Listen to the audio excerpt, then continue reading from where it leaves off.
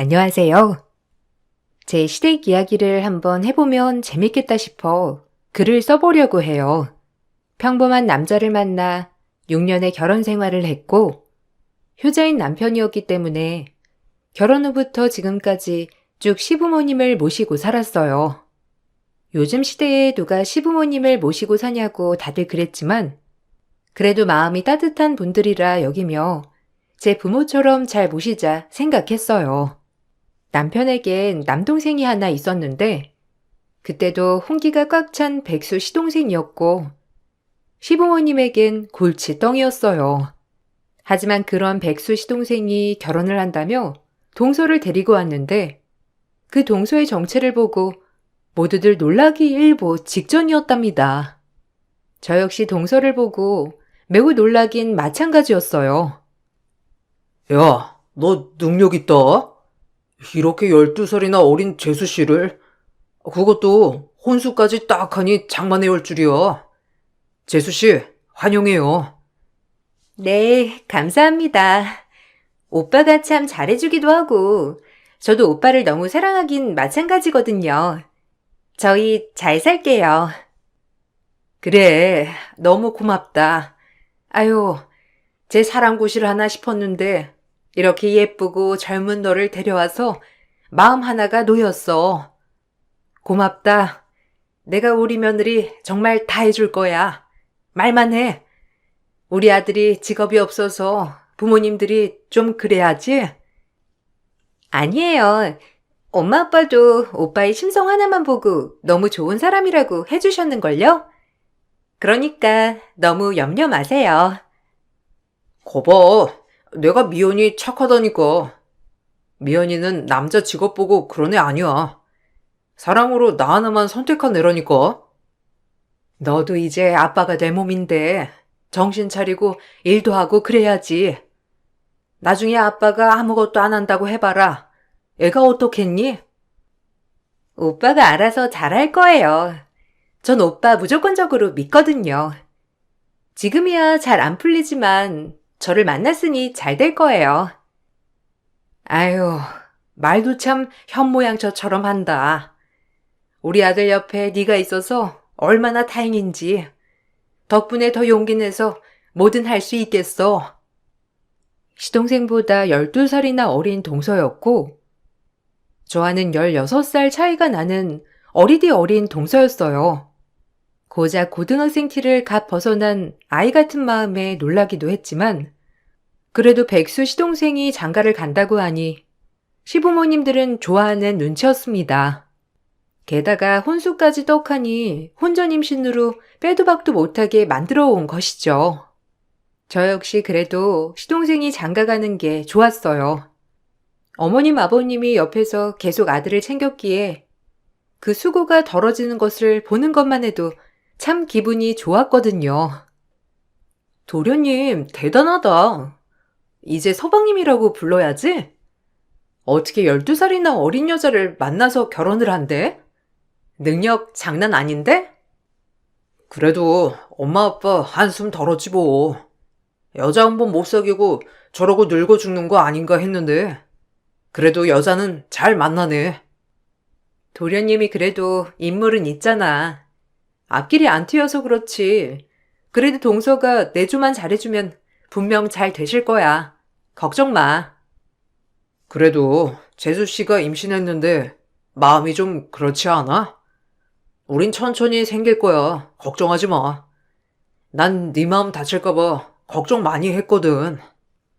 혹시라도 우리는 임신이 이렇게 안 되는데 재수 씨는 벌써 임신부터 하고 결혼을 하니까 말이야. 전혀. 우리는 뭐 둘이도 행복하게 살기로 했잖아. 오히려 축복할 일이고 동서가 임신을 하니까 차라리 어머님 아버님 뵐 면목도 생겨서 난 좋은데? 손주가 있으신 거긴 하니까 만약 나한테 손주를 기다리시진 않을 거 아냐. 난 진짜 괜찮아. 동서가 집으로 인사를 오고 나서 남편은 제 걱정을 하긴 했지만 정말이지 임신이란 자연의 이치이니 걱정하지 않았어요. 상대적으로 항상 풀리지 않았던 시동생이었기에 집에서 걱정이 가득했답니다. 그리고 시동생은 결혼을 하게 되었고, 결혼 후 시부모님이 손주를 봐주신다는 명목하에 동선에도 들어와 살게 되었어요. 상대적으로 재력이 굉장했던 시댁이었기 때문에 집도 넓고 방도 많았던지라 들어와 사는 것은 문제가 되지 않았거든요. 하지만 동선애가 들어온 뒤부터 문제가 시작되었습니다. 형님, 저 입덧 때문에 이거 먹기 힘들다니깐요. 아침에 좀 된장찌개 좀 끓이지 마세요.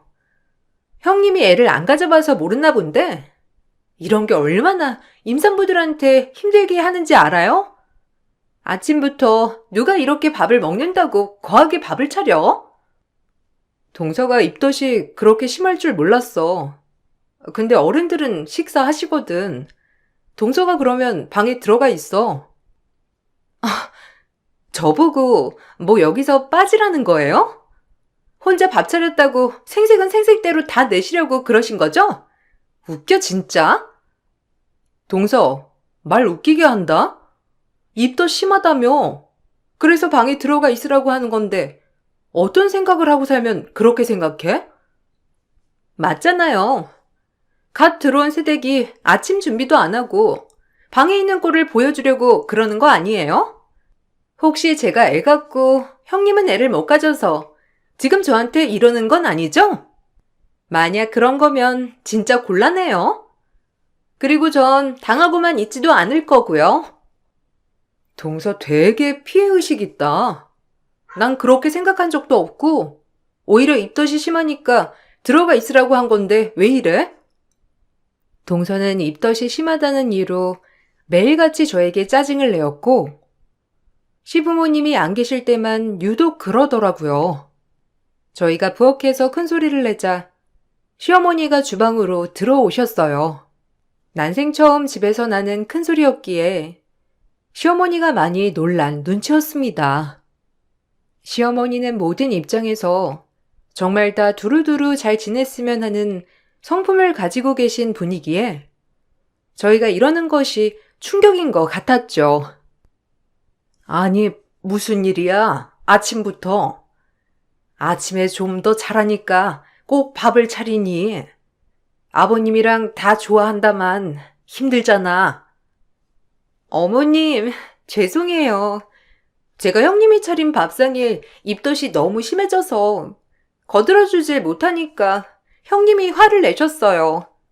제가 참고 했어야 하는데 앞으로 아침부터 큰 소리 안 나게 주의할게요. 어머님 너무 그렇게 신경 쓰지 마세요. 어머, 얘는 너 얼른 들어가 있어. 임신한 몸으로 무슨. 원래 임신하면 잠도 많아지는데 굳이 그럴 필요 없다. 그네는 나랑 같이 아침 준비하면 돼. 괜찮지, 큰애야? 아마 큰애도 널 시키려고 하는 목적은 아니었을 거야. 얼른 들어가렴. 네, 어머님이 그렇게 말씀해 주시니까 진짜 마음이 좀 놓이면서 형님 눈치를 덜 보게 되네요. 형님, 들어가 볼게요. 너무 황당해서 그 순간 말이 안 나오더라고요. 뭐 저런 게 있나 싶으면서 어머님 앞에선 세상 순한 척을 하는 동서를 보자 어린 것을 만만하게 보면 안 되겠다는 생각이 먼저 들었어요. 하지만 언제나 현명했던 시어머니였기에 동서의 그런 말투에도 그저 웃으며 토닥이시더라고요. 저 역시 시어머니가 저렇게 나오자 얼굴이 화끈거리며 더욱더 창피했지만 어머님은 다르셨어요. 다 알아. 둘째가 나이도 어리고 아무것도 모르는 것 같으니까 그냥 그러려니 하자. 쟤도 얼마나 고단하겠어. 어린 나이에 애가 져서 시집왔지. 갑자기 시어른들이랑 살지. 아마 당황스러운 게 많을 거야. 그래도 네가 따뜻하게 품어주고 가르쳐줘. 혹시나 임신 때문에 신경 쓰이는 거면 우린 정말 괜찮다. 앞서 얘기했듯이 애 없으면 너희 둘이 행복하게 살면 그만이야. 어머님, 죄송해요. 뭐 아침에 동서가 오해한 부분도 있고 저도 미처 살피지 못한 부분이 있어서 제가 더 주의할게요. 그래도 어른들이 있는 집에서 큰 소리를 내면 안 되는데 신경 쓰이게 해드려서 죄송해요. 어머님이 조금만 이해해 주세요. 아유, 그럼 다 이해하지. 맞춰가는 과정이니까 너무 그렇게 담아두지 마라. 가족끼리 복닥복닥거리면서 원래 사는 거거든. 아유, 이제야 사람 사는 집 같기도 한데 뭐. 네 동서 얼마나 어리냐. 그냥 웃으면서 네가 잘 넘겨주면 걔도 미안해 할 거야. 시어머니가 저렇게 말씀은 해주셨지만 사실 마음은 찝찝했어요. 결혼 후 한 번도 이런 모습을 보여드린 적이 없었기에 더 그런 것 같았죠.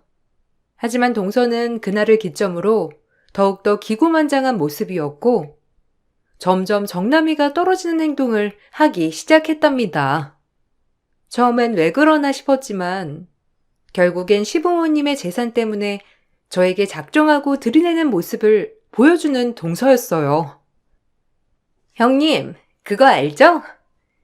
우리 애가 태어나면 이 집의 첫 손주라서 어머님이 말씀은 안 하셔도 재산은 거의 저희한테 물려줄 거라는 걸. 동서 생각이야? 아니면 서방님 생각도 같으셔? 진짜 어린 나이에 영악하네.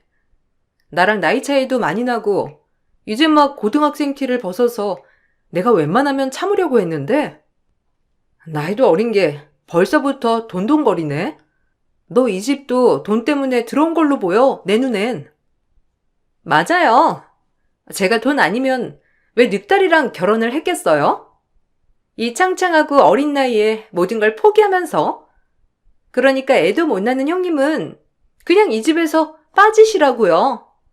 시집을 왔으면 당연히 손주를 안겨드리는 게 정상인 거지. 그래놓고 재산까지 똑같이 가져갈 거라면 전 절대 가만 못 있어요.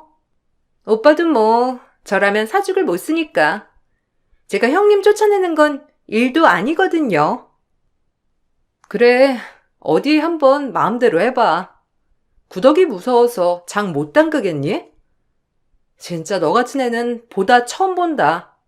영악해가지고 한심하다. 눈을 동그랗게 뜨고 돈동거리는 동서를 보니 서방님이 불쌍했지만 지금 콩깍지가 씌어서 아무것도 보이지 않을 거라는 걸 알았기 때문에 나중에 동서의 가면을 꼭 벗기리라 다짐을 하게 되었어요. 하지만 그로부터 얼마 안 있다 이상한 일이 생겼습니다.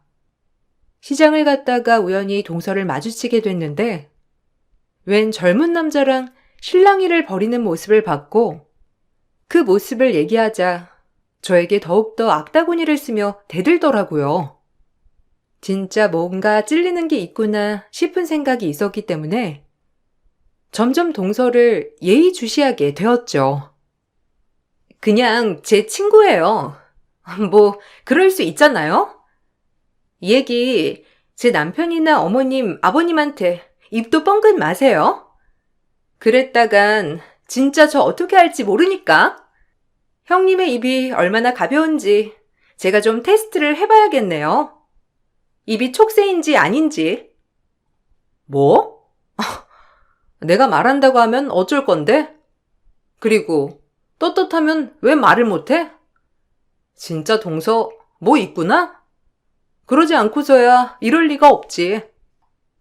아니라고요. 그니까 입 열면 진짜 알아서 할 각오로 입 여셔야 할 거예요. 저도 제가 어떻게 될지 모르겠거든요. 오빠가 뱃속의 아이랑 저랑 엄청 끔찍이 생각하는 거 아시죠? 그 입 열었다간 저 이 아이랑 확 저 세상 가버릴 테니 입 다물어요. 동서 지금 나 협박해? 나 진짜 저번부터 입만 열면 저러네. 동서 날 얼마나 우습게 본지 모르겠는데 동서야말로 정신 차려. 그리고 뭔가 있긴 한가 본데? 그러니까 절대 말하지 말라고 하지. 내가 지켜볼 거니까 행동 똑바로 해. 우리 집 망신 주지 말고. 의심스러운 구석이 생기고 말았어요.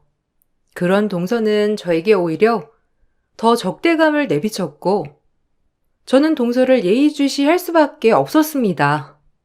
하지만 그런 동서는 오히려 더 뻔뻔하게 제가 무슨 말이라도 할까봐 전전긍긍하며 저를 들들볶기 시작했고 그러면서 저의 아픈 모습을 살살 긁어내기 시작하더라고요.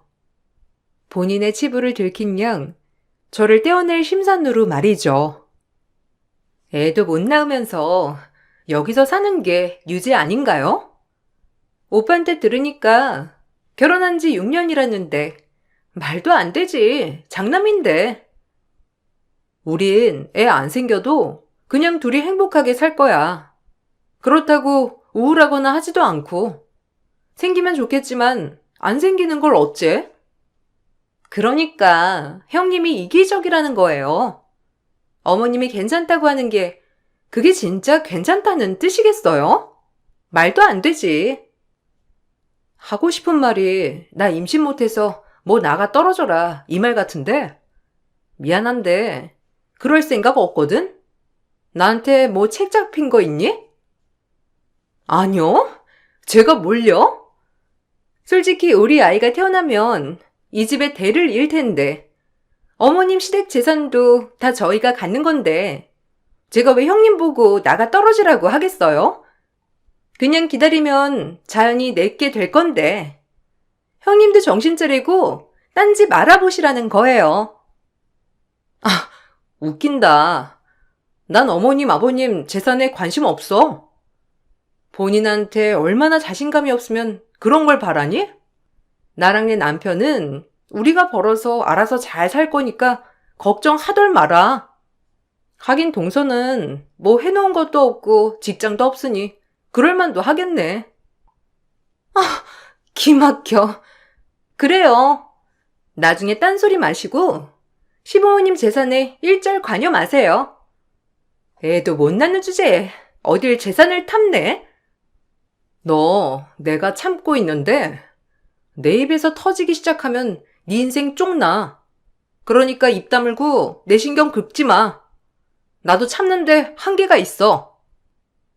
동서는 제 앞에서 아주 인성을 모조리 보여주듯 행동하였고 그 모습에 저도 아주 웃기고 진절머리가 났지만 가족들을 위해서 참는 것이 능사라고 생각했습니다.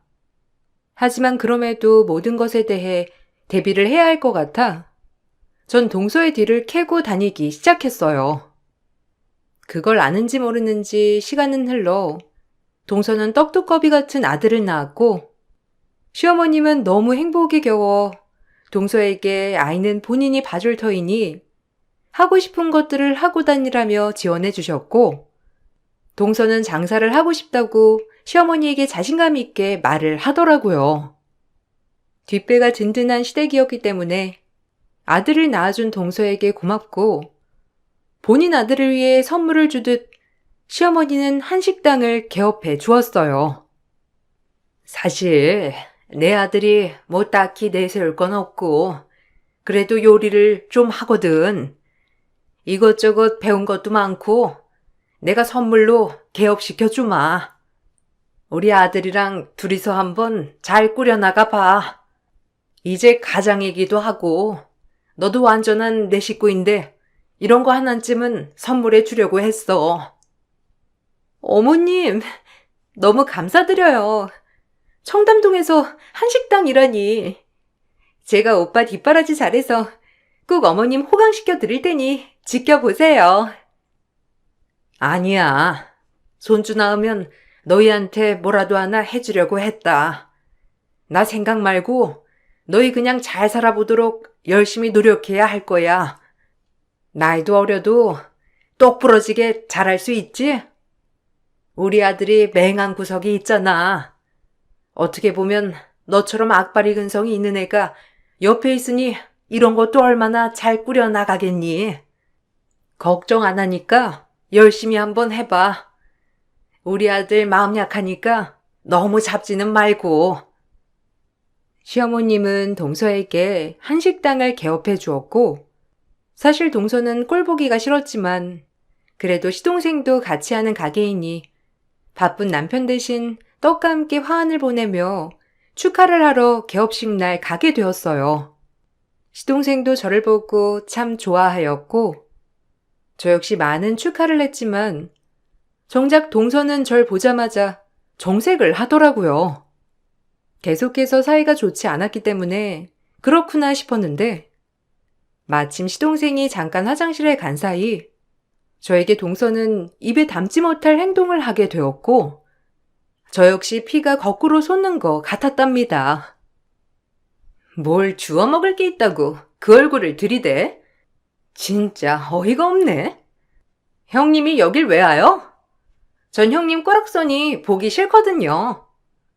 어머님이 저에게 한식당 차려줬다고 하니까 배알이 꼴려요?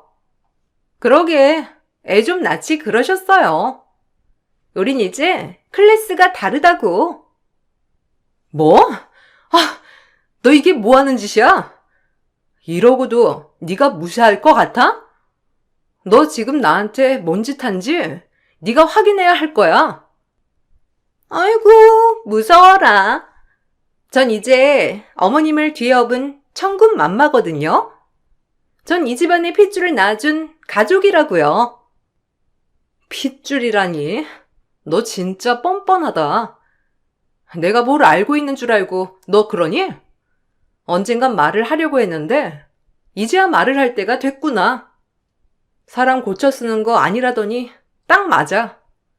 언제 말할까 눈치만 보고 있었는데 이제야 밝힐 기회가 온 거야. 넌 죽었어. 동서가 개업한 청담 한식당에 시루떡 들고 얼굴 내밀자 동서는 저에게 화를 내듯 음식물을 머리에 쏟으며 막말을 했고 제가 소리를 지르고 화를 내자 전 직원들이 거품 물며 날 VIP룸에 모시게 되었죠. 그러고 나서 역대급 반전의 시간이 다가왔어요. 어머, 사장님, 지금 뭐 하는 짓이에요? 여기 건물주분께 당장 사과 드리세요. 개업하자마자 쫓겨나고 싶으신 건 아니죠? 뭐야? 건물주라니? 여긴 우리 시어머니 건물인데 뭔 소리야? 너 제대로 알고 나불대는 거야? 이게 어찌 된 건지? 하나만 알고 둘은 모르는구나. 너한테 한식당 개업해 주셨을 때 나한텐 아무것도 안 해줄 거라고 설마 생각한 건 아니지? 미안한데 진작에 이 건물은 어머님이 나한테 주신 거거든. 너 애 낳는다고 생색낼 때 어머님이 그것만 생각하신 거 같니? 시어머니는 동서에게 가게를 차려주시기 전에 애초에 저에게도 건물을 증여해 주셨었고 사실 명의만 제 명의긴 하나 아직까지 직접적으로 관리를 하고 있지는 않았답니다. 그런 큰 건물을 관리하기엔 제가 경험이 부족하기도 하여서 대부분 어머님이 관리를 해주셨거든요. 그래도 저에게 미리 선물을 주신 거라 늘 감사한 마음으로 지냈었고 1층에 동서가게를 차려주신다는 것도 저 역시 오케이를 했던 부분이었어요. 그걸 모르는 동서는 본인이 아들 낳아서 어머님에게 사랑을 받는 줄 착각을 하며 저에게 저런 행동을 했던 겁니다. 하나만 알고 둘은 모르는 동서를 보니 너무 웃음이 나더라고요. 당신 형수님한테 뭐 한 거야? 여기서 쫓겨나고 싶어? 당장 형수님한테 사과해. 형수님, 죄송합니다. 이 사람이 뭘 모르고. 아니요. 제가 가족의 평화를 위해서 절대 말하지 않으려고 했고 과거기 때문에 그냥 덮어두려 했는데 더 이상은 안 되겠네요. 건물은 건물이고 식당은 식당이지만 동서가 서방님 만나면서까지도 만나던 사람이에요. 여기 보세요. 기억나지? 그날 시장에서 나랑 마주쳤잖아. 하도 오버를 하길래 뒤종했는데 그 남자한테 지금까지도 돈이체를 하고 있더라? 뭐 책 잡힌 거 있니? 서방님도 아실 건 아셔야죠. 이 여자가 돈을 어디다 쓰는지. 그리고 그 남자랑은 도대체 지금까지 무슨 사이인지 말이에요. 이게 어떻게 된 거야? 이 남자는 뭐고? 이 돈은 다 뭐냐고? 그동안 엄마가 준 돈으로 생활비 했다더니 이 사람한테 간 거였어? 사실은 이러했어요. 그날부터 계속 오버를 하는 게 이상하다 싶었고, 이 의문을 알아내야겠다고 생각을 했던 저였죠. 그리고 사설 탐정을 고용해 동서의 모든 행적들을 조사했는데, 역시나 그 남자와는 가족이 아니고 뭔가 의심쩍은 사이이긴 확실하더라고요. 과거에 잠깐 만났던 남자라고 하기엔 지속해서 돈도 보내고 있었거든요. 그리고 그 남자는 아주 불량스럽게 매일같이 PC방과 게임방을 전전하며 그 돈을 흥청망청 써대는 꼴도 이상했어요. 이 모든 사실을 언제 말할까 하다가 애도 낳고 만삭의 동서였기 때문에 꾹꾹 참아왔는데 더 이상의 선 넘는 행동을 용서하지 못하겠어서 터뜨리고 말았답니다. 아니야, 오빠. 다 오해야. 형님이 지금 혼자 소설 쓰는 건데 오빠 그 말 믿는 거 아니지? 형님, 빨리 말 좀 해보세요. 무슨 말을 해? 난 사실을 말했어. 그 남자랑 무슨 사이니? 돈까지 보내던데. 이거 해명은 해야지. 그래야 넘어가는 문제고. 형님, 일단 제가 나중에 오해는 다 풀어드릴 거니까 제발 오빠한테 아니라고 말만 해줘요. 오빠가 오해하잖아요. 동서는 계속해서 해명을 해달라는 말을 하며 저에게 오열을 하고 무릎을 꿇었고 그 모습을 보자 더욱더 이상해졌어요. 순둥이 서방님은 한번 화가 나면 아무도 못 말리는 사람이었기에 기어이 그 남자를 찾아내었고 의리도 뭣도 없는 그 남자는 서방님에게 그동안 있었던 이야기들을 풀어나가기 시작했답니다. 그 이야기는 정말 기절초풍할 이야기였고요. 제가 동서의 뒷조사를 한 것이 정말 잘한 일이라고 들 정도로 동서는 나이는 어리지만 영악하고 무서운 인간이었어요. 사실 미연이랑은 깊은 사이죠. 당신만 아니었으면 우리 애 낳고 잘 살려고 했는데 갑자기 당신이 나타나는 바람에 이렇게 된 거잖아. 나 역시 많이 참았다. 그러니까 미연이랑 이혼하고 이제 미연이 놔주시죠. 당신은 사실 내 애거든. 입 다물어. 여기가 어디라고 거짓말을 해? 너 내가 입 열면 가만 안 있는다고 했지? 우리 오빠가 오해하잖아. 뭐? 내가 아니라고? 와, 진짜 이런 일이. 그럼 남의 애를 내 애라고 속이고 지금 내 등쳐먹고 나랑 결혼한 거야? 내가 아무것도 안 하는 사람인데 우리 집 돈만 보고? 그저 나보고 모든 걸 잘할 수 있겠다면서 엄청 응원해 줬는데 그것도 연기였어. 오빠, 아니야. 내가 왜 남의 애를 낳아? 오빠, 나 믿지? 왜 저 사람 말을 믿냐고. 오빠랑 같이 산 내 말을 믿어야지. 네가 형수한테 하는 모습 보니까 너 못 믿겠어. 내가 아는 네가 맞나 싶어. 그렇게 착하고 해맑았는데 형수한테 소리나 지르고. 그럼 저 남자한테 돈은 왜 보낸 거야? 이거 다 해명해봐. 아니 유전자 검사부터 해야겠다. 도저히 너 못 믿겠어. 유전자 검사하는 순간 날 기만한 걸로 알겠어. 어떻게 날 못 믿고 남의 말을 들을 수가 있는지 이해가 안 간다. 그만해 이제. 다 들킨 마당에 왜 그러냐? 솔직히 너랑 나랑 어떻게 헤어져? 그렇게 죽고 못 사는 사이였는데. 진짜 얼탱이가 없어도 유분수지. 내가 마냥 바보인 줄 아나? 됐고, 검사해보면 그만이야. 설사 내 애라고 해도 난 너랑 못 살아. 동서가 아무리 아니라고 말했지만 한 번 잃은 신뢰는 되돌릴 수 없었고 결국 아이의 유전자 검사까지 진행을 하게 되었어요. 그리고 결국엔 친자가 아니라고 했고 그 아이는 저 남자와의 사이에서 낳은 아이가 맞았답니다. 이제 막 22살의 여자애가 한 행동이라고는 전혀 상상이 가지 않는 소름 끼치는 모습이었어요. 이 모든 결과에 서방님은 혼인 무효 소송을 걸었답니다. 시어머니 또한 동서의 머리채를 뒤흔들고 난리를 쳐댔고, 동서는 이제 더 이상 변명할 거리가 없는지 가만히 있기만 하더라고요.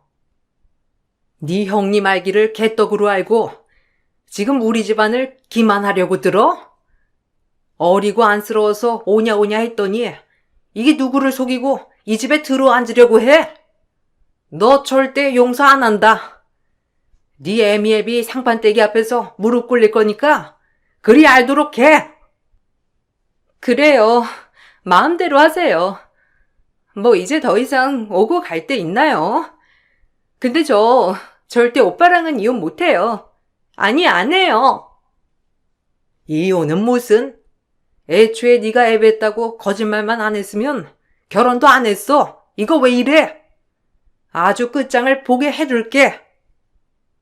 뻔뻔하게 이혼을 할 수 없다고 하는 동서는 정말이지 대단했습니다.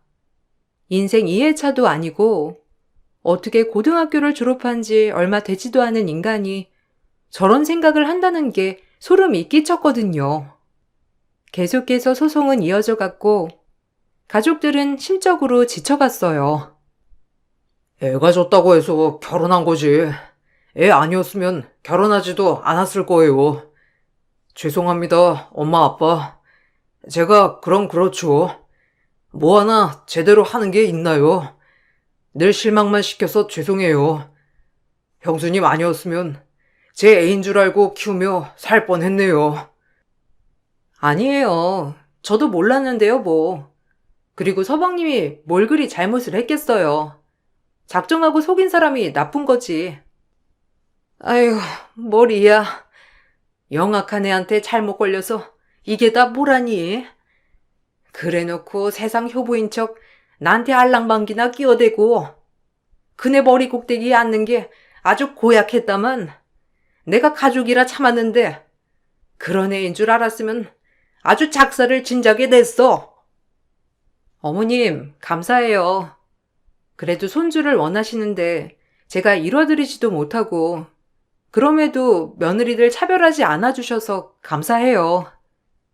차별할 게 뭐 있어? 그저 자식이 행복하면 그만인 거지. 너 애 생각하지 말아라. 난 진짜 괜찮단 말이야. 그리고 네가 내 첫며느리자 맏며느리인데 너를 얼마나 예뻐하는 줄 아니? 그러니까 애당초 그런 생각은 너도 걱정 말고.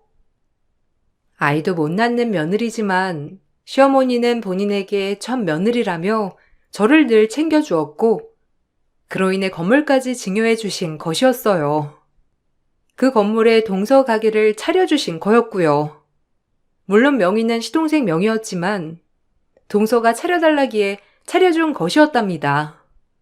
생각보다 소송은 매우 길어졌었고 동서는 끝까지 몰랐다는 말을 하며 모르쇠로 일관했고 그 뻔뻔한 태도에 저희는 할 말을 잃고 말았어요.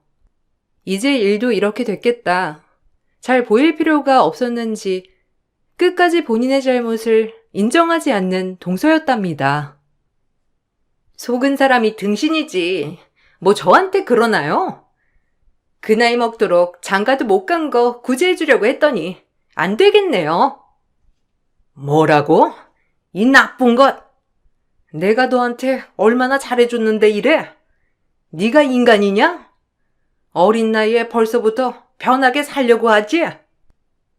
이게 뭐가 잘못된 일이냐고요. 편하게 사는 게. 하여튼 전 오빠의 애인 줄 알았으니까 잘못 없어요. 과거가 문제가 되나요? 오빠의 애인 줄 알았다니. 그런데 그 남자한테 다달이 돈 갖다 바쳤니? 걸리고 싶지 않으니까 그런 거잖아. 이 뻔뻔한 거사. 배째자고요.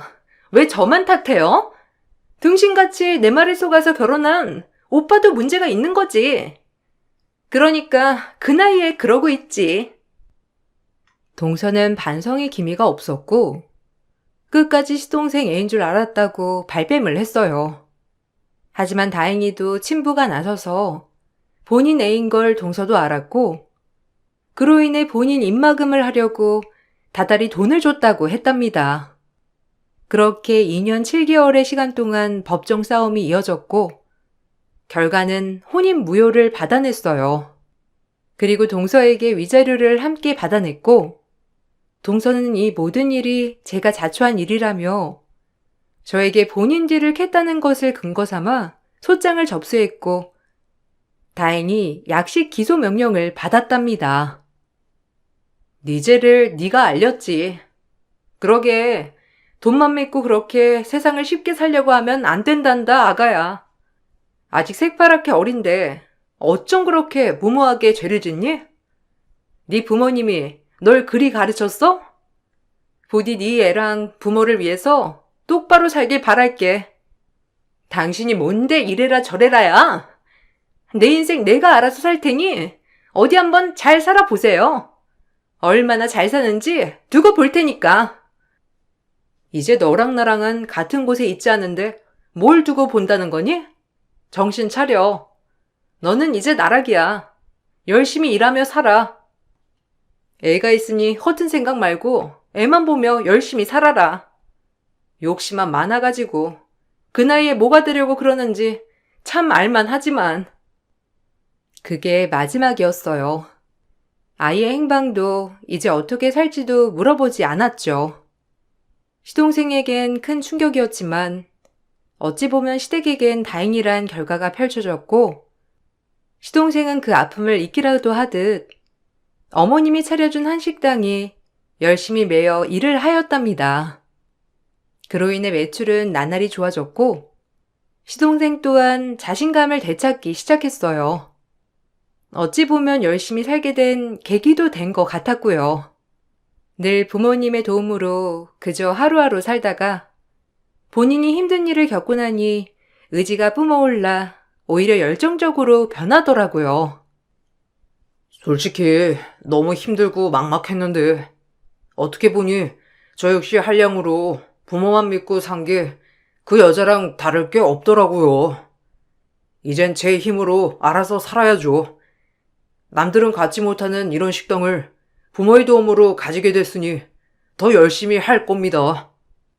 저 때문에 마음고생했던 형수님, 그리고 부모님한테 제일 죄송해요. 제가 더 좋은 사람이 돼서 이제 제대로 된 여자 데리고 올게요. 아이고, 우리 서방님 진짜 철드셨네요. 아픔이 생겼다는 건 어찌 보면 안타까운 일이지만 그로 인해 성장을 하게 됐다면 참 좋은 계기가 된 것 같아요. 전 우리 서방님 뭐라든 응원하니까 열심히 하시고 힘들면 이도 있고 저도 있으니 기대세요. 감사합니다. 가족이란 울타리가 있으니 더 힘이 나네요. 엄마 아빠한테도 이제 제가 효도해야죠. 진짜 열심히 살 거예요. 시어머니도 처음엔 많이 분해하셨지만 이렇게 시동생이 마음 잡고 열심히 일하는 모습을 보니 더욱더 행복해 보이셨어요.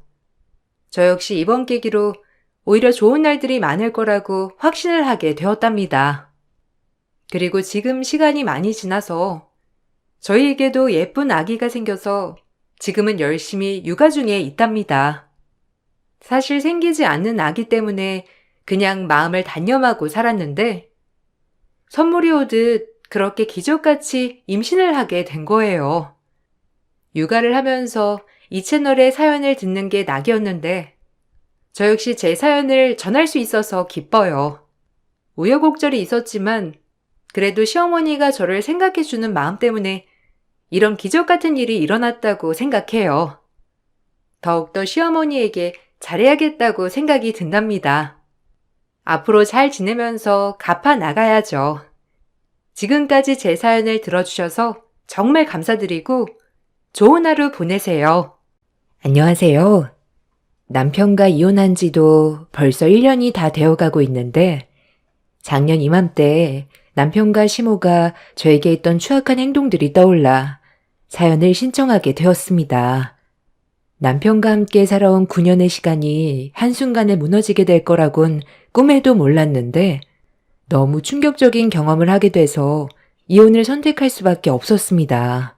남편과 결혼을 하고 이쁜 딸 하나 낳아 주어진 거에 감사하며 하루하루를 행복하게 사는 게 제 삶의 꿈이었어요.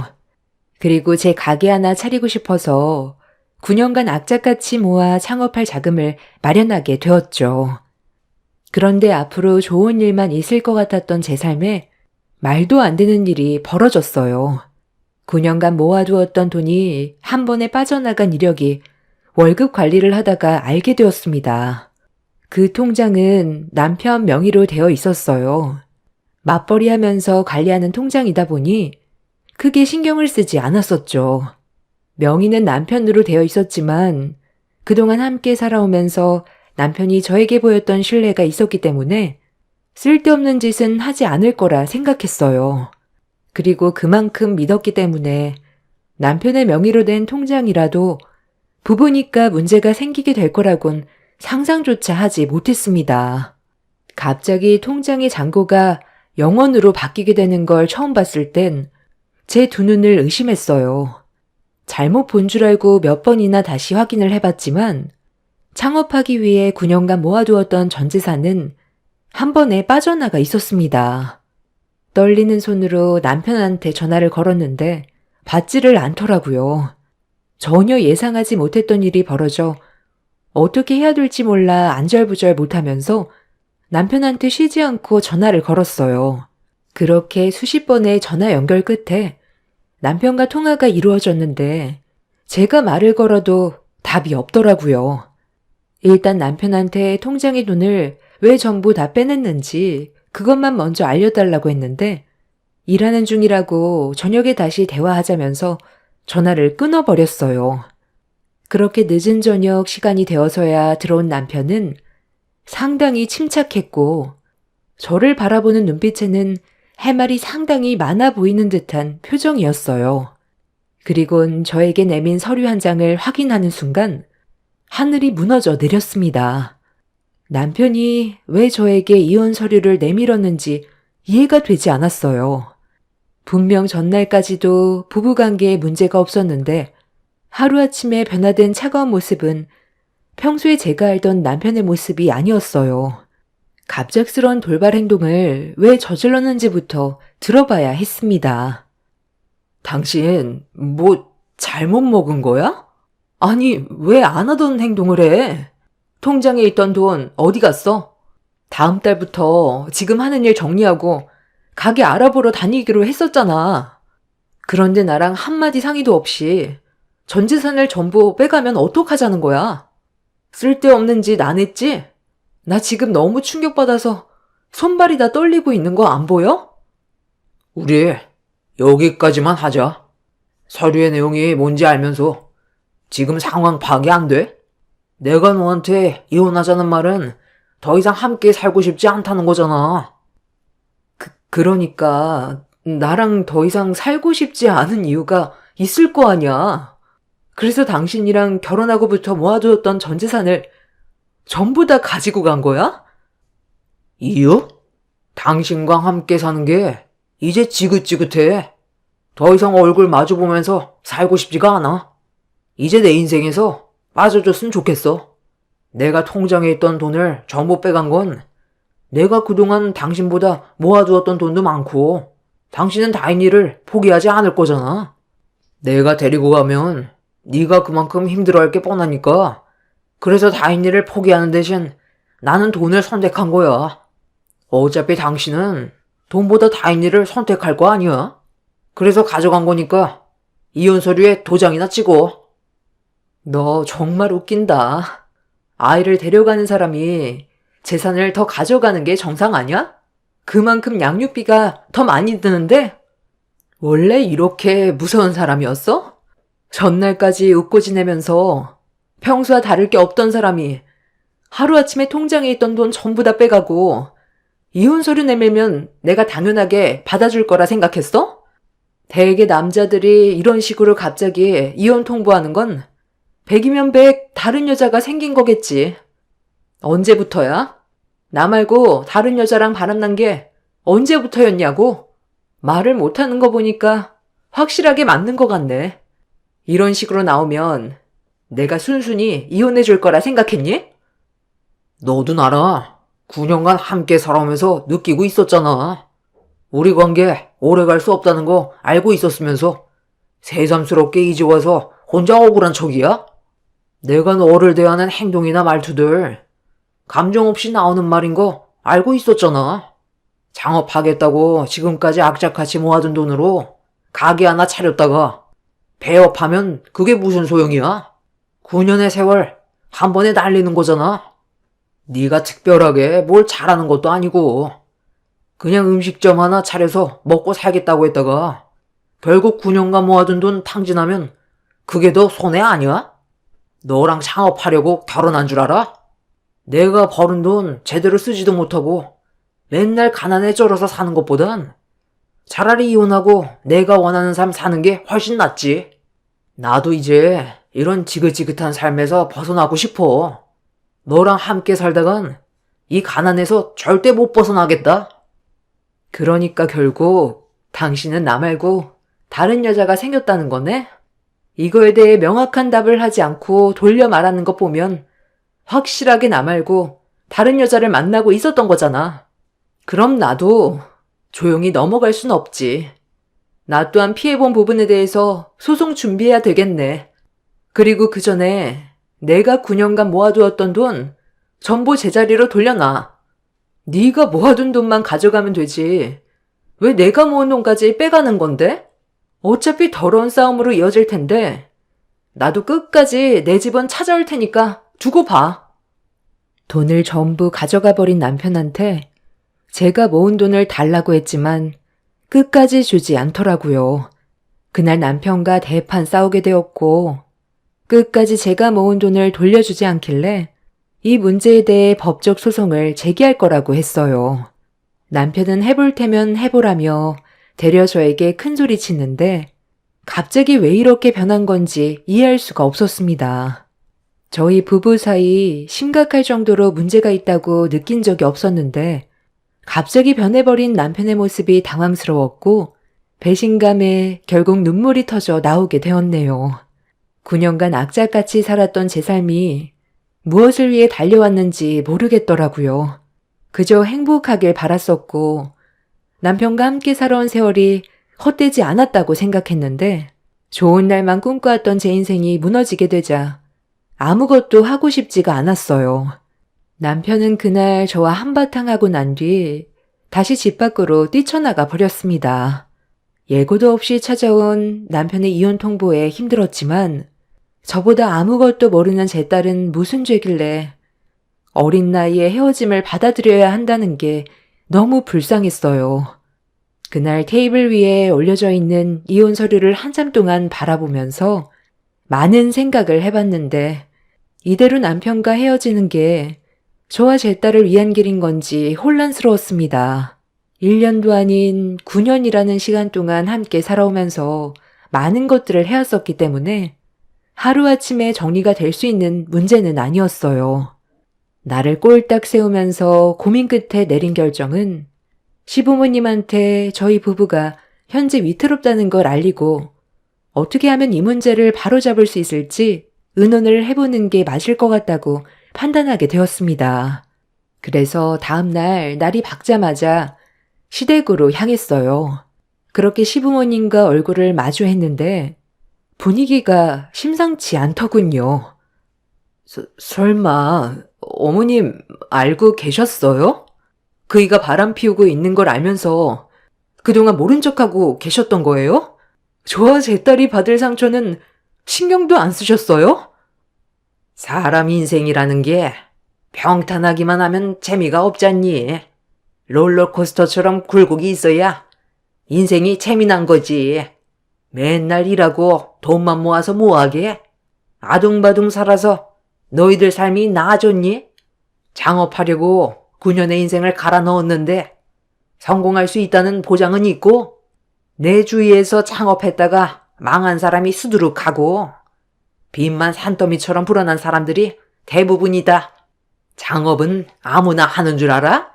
너 딱히 계획도 없잖아. 9년간 돈만 모을 줄 알았지. 어떤 식으로 창업을 할지 체계적으로 계획을 세운 거라도 있니? 무작정 일을 벌인다고 모든 게 해결되면 너도 나도 창업하지 누가 남의 밑에서 월급 받아가며 일하겠어? 내 아들도 너랑 살면서 미래가 보이지 않으니까 이혼 결정한 거지. 인생이 돈만 모으려고 사는 건 아니잖아? 인생을 즐기면서 살려고 돈을 버는 건데 너희들은 결혼한 목적이 그냥 돈만 모으려고 결혼한 것 같아. 내 아들 말을 들어보면 뭐 하나 사려고 해도 눈치 주고 먹고 싶은 거 있어도 원하는 대로 할 수가 없으니까 그동안 참아왔던 게 터져버린 거다. 하루 이틀 살 것도 아닌데 돈돈거리는 너의 그런 행동이 내 아들을 지치게 만들었다곤 생각 안 하니? 그래서 이혼 얘기가 나온 거잖아. 나 같아도 너랑 사느니 다른 여자랑 살림 차리겠다. 내 아들이 왜 이혼을 선택했겠어? 너보단 다른 여자랑 사는 게 더 나은 삶을 살아갈 수 있을 것 같으니까 그런 선택을 한 거 아니겠니?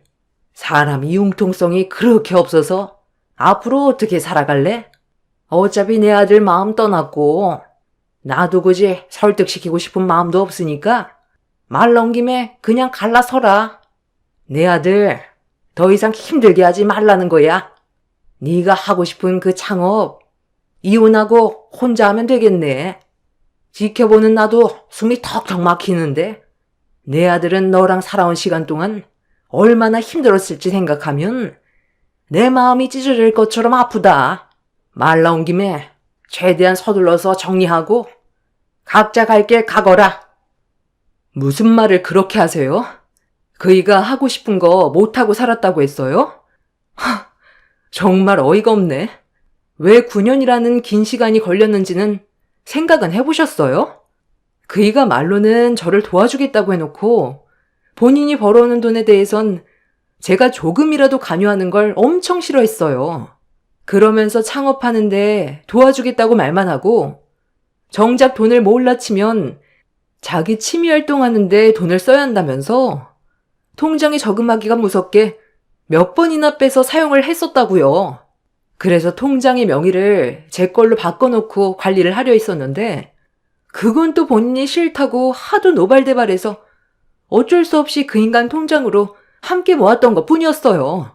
9년간 모아둔 그 돈에서 그 사람의 돈이 얼마나 될 것 같은데요?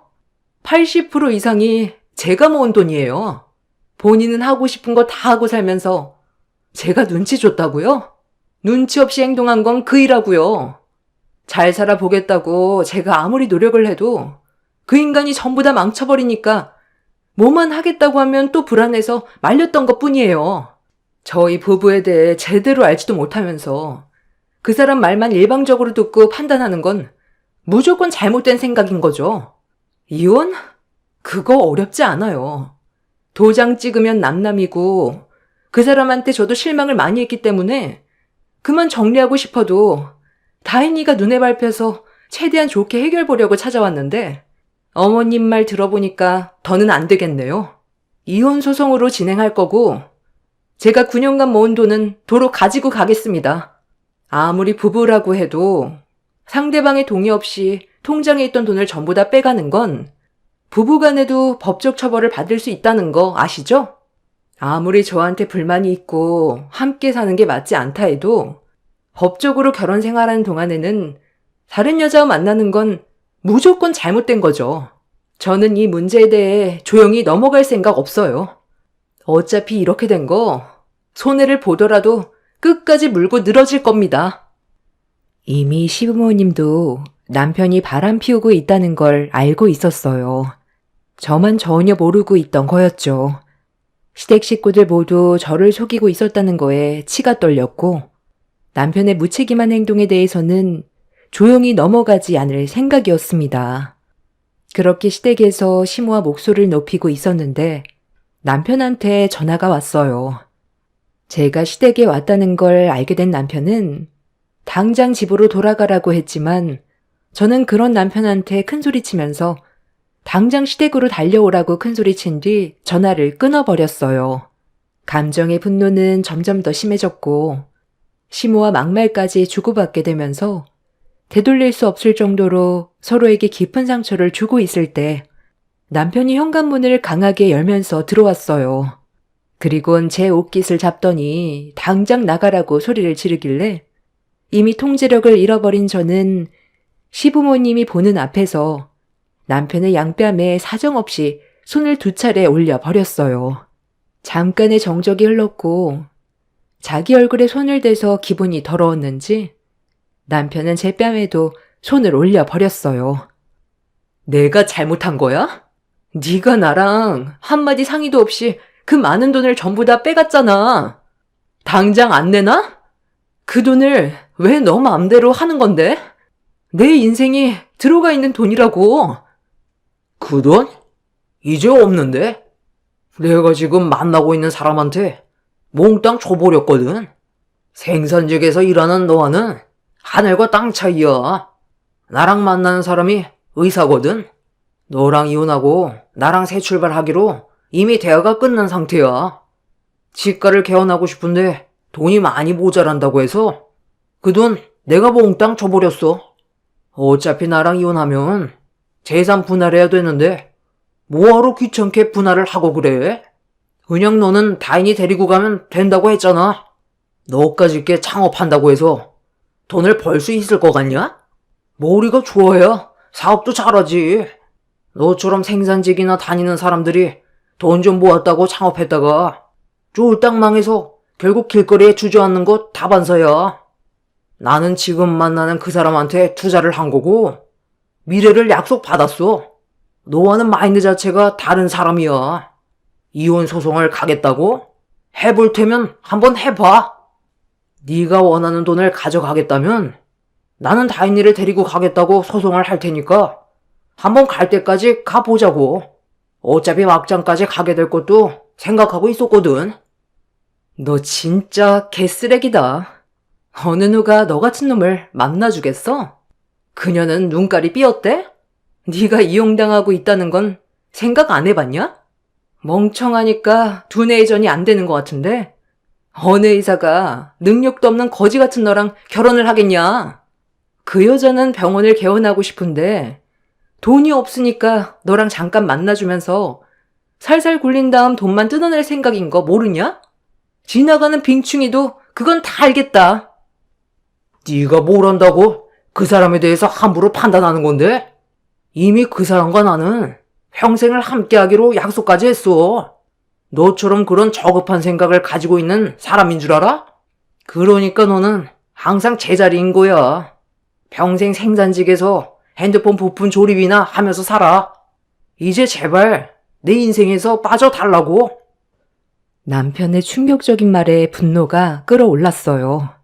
얼마 만나지도 않은 그 상간녀에게 제가 피땀 흘려 모은 돈을 고스란히 다 바쳤다는 말을 들었을 때 저는 이미 제정신이 아니었습니다.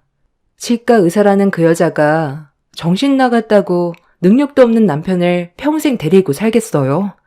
평범한 직장에 다니는 남편이 이미 저와 한번 결혼했고 애까지 있는 마당에 치과 의사인 여자가 많고 많은 남자들 중에 남편을 선택한 이유는 제가 봤을 때 이용해 먹기 딱 좋아 보여서 그런 것 같았습니다. 정말 한심했고 사기당하기 딱 좋은 그런 놈이었죠. 저는 그 자리에서 상간녀를 사기꾼으로 경찰서에 신고를 넣었습니다.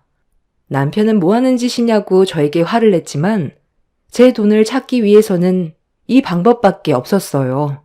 그렇게 경찰들이 찾아와 남편이 저지른 행동에 대해 조사가 진행이 되었고 내연녀가 어디 치과에서 근무를 하고 있는지 알아낼 수 있었습니다.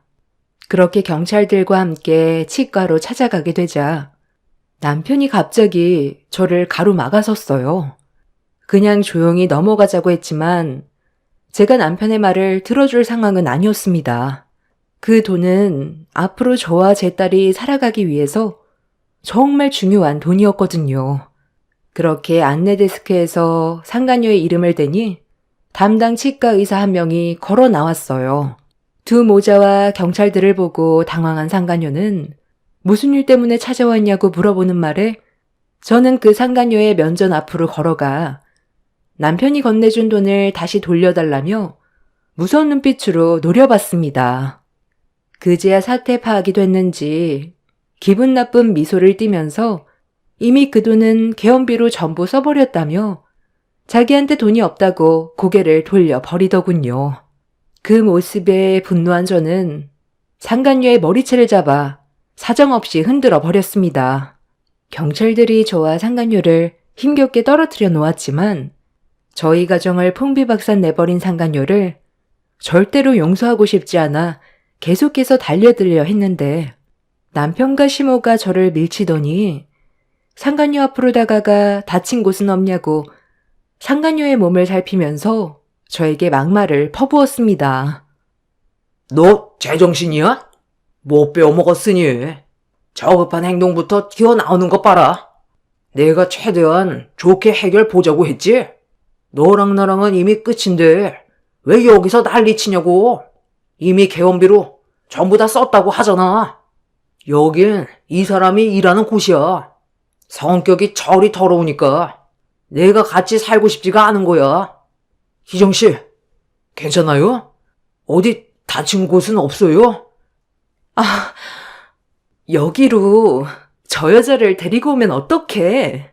저 여자랑 관계 확실히 정리하고 나서 개원비 지원해 달라고 했잖아. 나한테 돈 줄 때 뭐라고 그랬어? 이혼했고 확실하게 정리 끝나고 나서 당신한테 들어온 돈이라면서. 그런데 그게 아니었던 거야? 저 여자가 경찰까지 동원해서 데려온 걸 보면 아직 정리가 안 된 거냐고. 그건 희정씨가 돈이 급하다고 해서 일단 먼저 돈부터 준비를 해준 것 뿐이야. 어차피 이혼하려고 서류 건넸었다니까. 최대한 빨리 정리하면 되잖아. 그게 지금 문제가 아니잖아. 당신이 여기로 저 여자를 데려오면서 내가 상간녀로 낙인이 찍혀버렸는데 지금 돈이 중요해? 이혼하고 확실하게 정리된 다음 일을 진행하면 내가 상간녀 취급도 받지 않을 텐데 네가 생각 없이 저지른 행동 때문에 내 주머니에서 위자료 나가면 네가 그것까지 책임질 거야? 그건 걱정하지 마라. 위자료는 내가 포장해주마. 제가 갑자기 돌발 행동을 저질러서 일이 좀 커지기는 했는데 치과 개원 문제는 내가 차질없게 해결해 줄 테니까 너희들만 생각하면 된다. 우리 집안에 치과 의사가 들어온다는데 당연히 그 정도는 지원해 줘야지. 앞으로 더 많은 돈을 벌 수가 있잖니. 아주 놀고들 있네. 이미 어떤 사이인지 경찰들도 전부 파악한 것 같고 나는 이대로 너희들을 상대로 소송 진행할 거니까 법대로 가보자고. 개원하려고 준비하고 있는 그 치과가 잘 될 수 있을 것 같아? 내가 그걸 두 눈 뜨고 지켜만 볼 것 같니? 네가 어디를 가던 그 치과는 무조건 망하게 만들 거야. 멍청해 보이고 이용해 먹기 딱 좋아 보여서 지금까지 가지고 놀아줬더니 네가 나랑 이루어진다고 생각했냐? 너한테 받은 돈 토해낼 테니까 당장 꺼져. 잠깐만. 아니, 지금 많이 흥분한 것 같은데 나랑 네 아들이 너한테 피해가지 않게 최대한 조용히 처리할 테니까 일단 기분 좀 가라앉히고 좋게 넘어가자. 뭘 좋게 넘어가. 이미 기분 다 잡쳤고 여기 있는 사람들이 내가 상간녀라고 머릿속에 박혀 있을 텐데 당신의 아들이 얼마나 모자라면 일 처리를 이딴 식으로 해? 다 필요 없으니까 당장 나가. 그리고 내가 피해온 부분들에 대해서는 너희들이 알아서 처리해. 너희들 때문에 내 이미지는 물론 우리 치과 이미지까지 전부 손상됐잖아. 시모는 상간녀의 막말에 참고 참다가 화가 머리끝까지 올라왔는지 상간녀의 뺨에 손을 올렸어요. 그러자 상간녀는 조금의 망설임도 없이 남편과 시모의 뺨을 사정없이 줄따기를 올려쳤어요. 시모와 상간녀는 서로 머리채를 잡았고 남편은 상간녀에게 미안하다면서 모든 걸 바로 잡겠다며 용서를 구하고 있는데 그 모습을 보고 있던 경찰들도 어이가 없어서 말리지도 않더라고요. 자기 엄마가 당하고 있는데 상간녀에게 정신 팔려 자기 엄마가 머리채를 잡히든 말든 신경조차 쓰지 않았습니다. 그렇게 한바탕 난리가 난 이후 결국 저는 남편을 상대로 법적 이혼 소송을 제기해 위자료를 받아낼 수 있었고 9년간 힘들게 모은 돈과 상간녀에게까지 위자료를 받아낼 수 있었네요. 상간녀는 얼굴을 들고 다닐 수 없을 정도로 동네에 급속도로 소문이 퍼지는 바람에 다른 지역으로 이주를 하게 되었고 남편은 상간녀에게 사정하며 매달렸지만 처음부터 상간녀는 남편을 이용해 먹으려고만 했었기 때문에 뒤도 안 돌아보고 떠났습니다. 중간에 붕 떠버린 남편은 그제야 저에게 용서를 구하기 시작했어요. 이미 떠나가 버린 배 붙잡아봤자 소용없었고 두 모자가 다시 예전으로 돌아가자고 했지만 저에게 했던 행동들이 얼마나 추악했는지 온몸으로 느꼈기 때문에 어떠한 미련조차 남아있지 않았습니다. 잘난 것도 하나 없는 게 지금까지 살아준 것만도 감사해야 되는데 함께 살아가는 동안 속으로 저를 어떻게 생각했는지 모든 걸 알아버렸기 때문에 조금의 감정도 흔들리지 않았네요.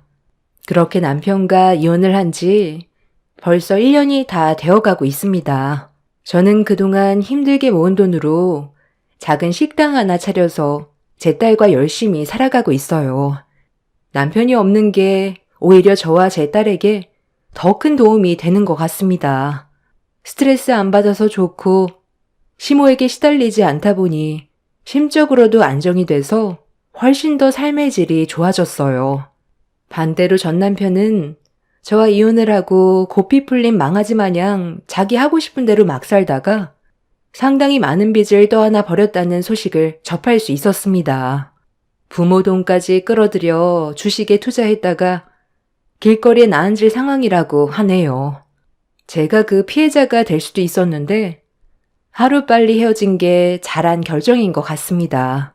자식 핑계로 저와 다시 어떻게든 엮어보려 하는 전 남편을 다시는 보고 싶지 않아요. 그게 저와 제 딸이 살아갈 수 있는 유일한 길인 것 같습니다. 제 사연 들어주셔서 감사합니다. 안녕하세요. 저는 의정부에 살고 있는 40대 중반 여자입니다. 이런 경험을 해본 적이 처음이라 사연을 신청하게 되었습니다. 혹시 여러분들께서는 동서지간 사이에 불화가 생긴 적이 있으신가요? 저희는 이번에 돈 문제 때문에 집안이 난리가 난 적이 있었습니다. 시댁 집안의 며느리로 들어온 지 한 13년 정도 된 것 같네요. 결혼 생활하면서 문제되는 건 크게 없었는데 제 밑에 동서가 5년 전부터 사업을 했었는데 상당히 성공적인 결과를 얻을 수 있었어요. 그전에는 일반 회사를 다니면서 월급쟁이 생활을 했었죠. 동서내외가 그동안 힘들게 돈을 모아서 힘들게 사업을 시작했기 때문에 가족 모두 진심으로 잘 됐으면 하는 마음을 가지고 있었네요. 그렇게 모두의 간절한 바람이 이루어졌고 몇 년간은 매출이 저조했었지만 작년부터 꽤 많은 수익을 창출할 수 있었습니다. 시동생은 혹시 모를 일을 대비해 다니던 회사를 퇴사하지 않고 퇴근하면 동서의 사업장에 찾아가 일손을 도왔습니다. 동서가 버는 수익이 눈에 띄게 커지기 시작하자 시부모님께서도 대박 났다며 적극적으로 일손을 도우실 정도로 잘 되고 있었죠. 시동생이 연봉 4천 정도 되는데 동서가 연봉 5천을 넘게 벌고 있으니 둘이 합해서 연 1억 가까이 수익을 올리게 되었고 밀려있던 대출도 눈에 띄게 줄어들고 있었습니다. 그런데 여기서 문제가 하나둘 생기기 시작했어요. 사업을 하기 전에는 연 2,500 정도 벌던 동서가 연 5천의 수익이 지속적으로 들어오게 되자 가족들을 대하는 태도에 변화가 생기게 되었죠. 이 정도야 뭐. 얼마 나오지도 않았는데 오늘은 제가 사도록 할게요. 맛있게들 드셨어요? 다음에는 더 좋은 곳에서 모이도록 해요. 오늘은 다른 날보다 매출이 많이 나왔거든요. 계속 이런 식으로만 지속된다면 저희도 금방 떼부자 되겠어요. 이 사람이랑 함께 버는 돈이 연 1억인데 이 정도 음식값이야 얼마든지 내줄 수 있죠. 나도 가서 일손을 도와봐서 아는데 쉽게 버는 돈도 아니더구만. 같이 나눠서 내면 되는 걸 혼자 결제할 필요 있니? 있을 때 아껴야 되는 거야. 없을 때 아끼면서 살아왔는데 풍족하게 살고 있는 지금도 아끼라고요? 버는 만큼 쓴다고. 이런 것도 다 능력이 되니까 제가 사는 거죠. 안 그래요, 형님? 돈은 벌 때는 힘든데 쓸 때는 쉽게 나가는 게 돈이잖아. 동서가 가족을 위해 외식비를 지불하고 싶은 마음은 잘 알고 있어서 너무 고마운데 우리가 모임 때를 대비해서 만들어 놓은 회비가 따로 있잖아. 그걸로 충당하면 되니까 혼자서 부담 가질 필요 없을 것 같아. 동서가 매달 월급 받았을 때를 생각하면 피 같은 돈이잖아. 그때는 200 정도 월급을 받았기 때문에 모임 가지는 것도 부담스러워 했었고 회비 내는 것도 꺼려할 정도였는데 그때와 지금은 많이 변하긴 했지만 과거를 되돌아보고 지출 소비를 줄이면 앞으로 더 많은 돈을 저축할 수 있을 거야. 여자가 직원들 월급 주고 시부모님 용돈까지 챙겨드린 뒤 동서한테 돌아가는 연봉이 5천이면 정말 대단한 거잖아. 힘들게 번 만큼 과거에 힘들었을 때를 생각하면서 최대한 많이 저축했으면 좋겠어. 사업장 오픈하는데 대출빚도 아직 다 못 갚았다며. 동서랑 서방님이 앞으로 잘 됐으면 하는 마음에 하는 말이니까 서운하게 생각하는 건 아니지? 오늘 외식 비용은 회비로 지출하도록 할게. 참, 형님이 제 앞에서 그런 말을 하니까 너무 웃긴 거 알아요? 저는 연 5천의 수익을 내고 있는데 형님은 연 3천 정도 된다면서요? 그런데 지금 누구 앞에서 주름을 잡는 거죠? 돈이 있는 만큼 베풀겠다는 거잖아요. 사주겠다는데 꼭 그런 식으로 말을 하셔야 돼요? 하기야, 형님은 워낙 절약하는 인생을 살아오셨고 연봉 5천을 찍어본 적도 없었으니 당연히 손이 작을 수밖에 없죠. 과거를 되돌아보라고요? 그때의 삶이 부족했었으니까 현재 감사하며 살라고요? 제가 운영하는 사업이 망할 거라고 생각하는 건 아니시죠? 지금 버는 수익보다 더 많이 상승할 테니 제 앞에서 걱정한다는 그런 가식 안 떨었으면 좋겠어요. 재수씨, 지금 말이 너무 심하잖아요. 이 사람이 음식값 내는 거 부담 주는 게 싫어서 회비로 결제하겠다는 거고, 걱정돼서 몇 마디 해준 걸 가식이라고요? 남편은 동서의 태도에 기분이 많이 안 좋았는지 한 소리 하게 되면서 분위기는 안 좋게 흘러가기 시작했어요.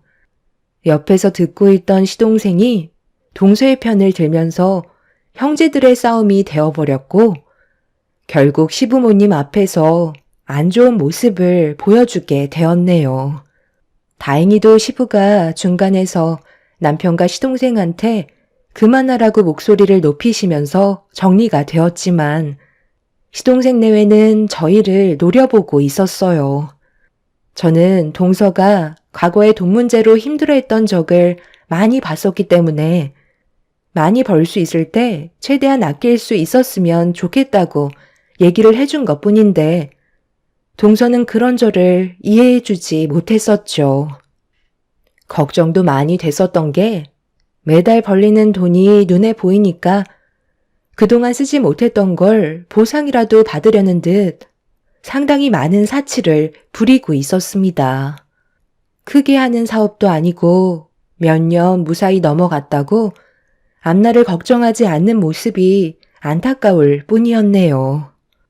그날 이후 저는 동서가 어떠한 행동을 하던 아무 말도 하지 않고 그냥 놔뒀어요.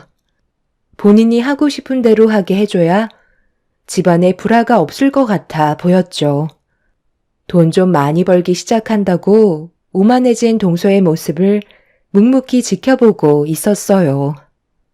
남편도 자기들 알아서 살게 놔두라면서 더 이상 신경 쓰는 걸 원하지 않았습니다. 그런데 몇 달이 지나고 오래간만에 시댁의 모임을 가지게 되었는데 남편과 차에서 내리는 순간 외제차 한 대가 들어오더라고요. 그리고 그 차에서 내린 사람은 다름 아닌 동서애였어요. 상당히 비싸 보이는 외제차에 입이 떡 벌어졌는데 더 큰 문제는 몸에 걸치고 있는 것들이었어요. 온갖 명품을 걸치고 있길래 어떻게 된 거냐고 물어보니 필요해서 구입했다는 말을 하며 저를 위아래로 훑어보고 있었어요. 그러면서 한다는 말이 부러우면 저보고도 필요한 걸 사라고 하는데 너무 어이가 없어서 동서를 멍하니 바라보고 있었네요. 왜 그렇게 쳐다보세요? 제가 또 아무 생각 없이 돈을 흥청망청 쓴 것 같아 그래요? 제 사업 규모가 작다 해도 그래도 사장인데 이 정도는 갖춰야 하지 않겠어요? 그래야 남들이 저를 우습게 안 볼 테고 제 이미지에 타격을 안 받죠. 무조건 아낀다고 해서 좋을 거 하나 없어요. 형님은 이런 거 무서워서 구입도 못하죠? 어쩌겠어요. 살아가는 환경이 다르잖아요. 월급쟁이였을 때는 저도 걸치고 있는 것들 평생 구경도 못 해볼 줄 알았는데 돈이 사람을 바꾸더라고요. 제가 언제 이런 외제차 타보고 명품 걸쳐보겠어요? 잘 벌고 잘 나갈 때 최대한 많이 누려야죠. 대출을 하도 많이 받아서 돈 버는 족족 나가게 생겼지만 지금 이대로면 금방 갚죠. 내 눈으로 보는 것만도 동서 연봉의 배를 넘는 금액을 지출한 것 같은데 이러다 정말 큰일 나면 어쩌려고 그래. 예전의 모습은 하나도 찾아볼 수가 없을 정도로 정말 많이 변한 거 알아? 내가 하는 말을 잔소리로 들으려 하지 말고 동서 현실을 봤으면 좋겠어. 동서한테 들어오는 돈들이 평생 보장이 될 것 같아? 버는 건 때가 있는 거라고. 이런 식으로 사치를 부리다가 자칫 미끄러지기라도 한다면 그땐 이미 후회도 늦는 거야. 나는 동서가 정말 걱정이 돼서 그래. 영수, 몇 달 만에 얼굴 보는 건데? 너 잔소리예요? 저희가 돈을 많이 벌고 있으니까 배가 많이 아픈가 봐요. 지금은 상황이 많이 달라졌으니 신경 좀 끄세요. 동서내외는 제 말을 무시한 채 먼저 시댁으로 들어가 버렸어요. 그런 모습을 묵묵히 지켜보고 있던 남편도 혀를 차며 걱정스러운 표정을 하고 있었죠. 남편 말로는 1억이 넘는 외제차라는데 그걸 유지하려면 상당히 많은 돈이 들어가게 되고 거기에다가 매달 들어오는 돈을 믿고 상당히 많은 대출을 받았다는 걸 알게 됐으니 가족으로서 그냥 넘어갈 수는 없었어요. 동서내외한테 받은 상처가 많았지만 손윗사람으로서 그리고 동서보다 인생 경험이 많은 저였기 때문에 쓴소리는 해야 되는 게 맞는다고 판단하게 되었네요. 그렇게 저희도 시댁에 들어갔는데 시부모님께서도 몇 달 사이에 동서내외가 바뀐 모습을 보고 당황스러워 하셨어요. 남편은 제가 아무것도 하지 않길 바라고 있었죠. 입 아프게 백날 떠들어봤자 본인들이 직접 경험하기 전까지는 아무것도 알 수 없다며 하고 싶은 대로 하게 놔두길 원하고 있었어요. 남편의 말도 일리가 있었기 때문에 어쩔 수 없이 동서내외를 묵묵히 지켜보고만 있었는데 시부모님께서 많이 불편하셨는지 입을 여셨네요. 너희들이 어떻게 살던 행복하게만 지내면 나는 바랄 게 없다만 지금의 모습을 봤을 때 내가 느낀 건 이건 좀 아닌 것 같다는 생각을 가지게 되었다. 돈을 버는 목적이 뭐야? 다 잘 먹고 잘 살자고 힘들게 땀 흘려 돈을 버는 거잖아? 그래서 둘째 너도 월급 받는 건 한계를 느껴서 사업을 하게 된 거고, 힘들게 일해서 끝내 좋은 결과를 가져왔잖니?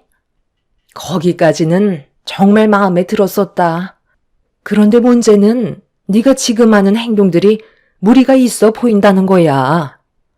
먹고 싶은 거, 사고 싶은 거 다 좋긴 하지만 여기서 하나 착각하고 있는 것 같은데 앞으로 쭉 상승세를 유지할 것 같니?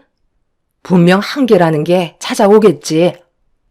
그때가 되면 다른 방법을 찾아보려 하겠지만 문제는 업종을 변경하려 해도 자금이 부족하게 되면 또다시 대출을 더 받아야 한다는 거다. 평생 빚만 갚다가 세상을 떠나는 인생을 원하는 건 아닐 텐데 너희들이 하는 행동들은 하루 벌어 하루 먹고 사는 그런 삶을 살아가고 있는 것 같아 걱정이라는 거야. 너희들이 지금 걸치고 있는 명품들과 밖에 세워져 있는 고급 외제차는 너희 기준에도 맞지 않는 사치품에 불과하다는 걸 말해주고 싶었다. 부자일수록 오히려 소박하게 없는 듯 지내는 거 모르니? 사람 인생 한 치 앞도 모르기 때문에 부자들은 오히려 최대한 많은 돈을 저축하려고 시간을 사용하지만 너희들은 지금 반대로 하고 있잖니. 오늘 무슨 날이에요? 아니 오래간만에 얼굴 본 건데 왜 다들 지적만 하고 달라진 모습에는 좋은 말을 해주지 않는 거죠? 이런 쓸데없는 말 들으려고 온 거 아니에요. 그래, 너가 자랑을 하고 싶은 마음 충분히 이해는 하는데 그래도 시부모가 충고를 하면 받아들일 줄 알아야지. 언제부터 시부모 말을 무시하게 된 거냐? 돈이 너희들을 집어삼켰고 결국 뼈아픈 경험을 하게 될 거다. 아버님까지 그렇게 생각하고 계시는 거예요? 그냥 부럽다, 좋겠다 한마디씩만 하면 되는 거지. 꼭 배 아픈 티를 이런 식으로 내셔야들 해요? 기분만 잡쳤어 정말. 저 그만 돌아가요. 동서내외는 자기들이 알아서 할 텐데 다들 왜 이렇게 오지랖이냐면서 시부모 앞에서 화를 냈어요. 시동생 또한 저희들을 보며 짜증난다고 험한 말을 입 밖으로 내뱉어 버렸네요. 그렇게 동서내외는 과거의 모습은 전혀 찾아볼 수 없을 만큼 변해 있었어요. 남편은 걱정돼서 한 말인데 듣기 싫으면 당장 눈앞에서 사라지라며 큰 소리로 화를 내게 됐는데 그동안의 결혼 생활 동안 그렇게까지 화가 난 모습은 처음 볼 정도로 가족 간의 관계는 정말 좋았었어요. 하지만 그런 과거를 한 번에 뒤집을 만큼 동서내외의 행동들은 잘못된 거였고 서로는 안 좋은 관계로 흘러가 버리고 말았죠. 그날 이후로 서로는 더 이상 연락도 주고받지 않을 만큼 많은 상처를 받게 됐는데 어느 날 저희 가족은 외식을 하던 날 엄청난 사건이 터지고 말았습니다. 기분 좋게 식사를 하던 도중 레스토랑의 문을 열며 들어온 동서내외와 눈이 마주치게 됐는데 저희 가족을 보고도 모른 척하며 다른 자리에 앉더라고요. 남편은 신경 쓰지 말라면서 마저 식사를 이어가고 있었는데 잠깐 화장실을 다녀온 뒤 다시 자리로 돌아가려는 찰나 화장실로 들어가려는 동서와 마주치게 되었고 저희는 몇 초간 서로 눈빛만 주고받다가 저는 무시하고 가려 하는데 동서가 저에게 한마디 하게 되면서 대화를 주고받게 되었네요. 서로 감정이 좋지 않은 상태에서 얼굴을 마주하고 있으니 모든 것들이 불편하게 느껴졌었죠.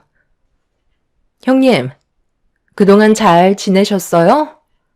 가족들끼리 이런 것도 오는 걸 보면 그동안 돈 좀 모았나 봐요. 여기 레스토랑이 꽤 비싼 음식점으로 알고 있는데 생활에 지장받으면 안 되니까 몇 달 동안 돈 모아서 오신 거예요? 그런데 시부모님은 빼놓고 오셨나 봐요. 이런 사실을 알면 상당히 서운해 하시겠어요. 돈이 없으니 이해는 하겠지만 그렇게까지 아끼셔서 삶이 좀 나아지셨나요? 오늘은 제가 사업을 시작한 이후 매출이 제일 높았던 날이라 기분 좀 내려고 온 거였는데 여기서 형님을 마주칠 거라곤 전혀 예상하지 못했거든요. 기분 좋은 오늘 분위기 망치고 싶지 않으니까 음식 드시고 싶은 거 마저 드시고 이 카드로 결제한 다음 저한테 다시 주세요. 정말 이런 동서가 어디 있어요? 쓸데없는 잔말 말고 그냥 받으세요. 그리고 먹다 남은 잔반은 싸가는 거 잊지 마시고요. 형님이 제일 잘하는 게 식당에서 남은 음식 싸달라고 하는 거잖아요.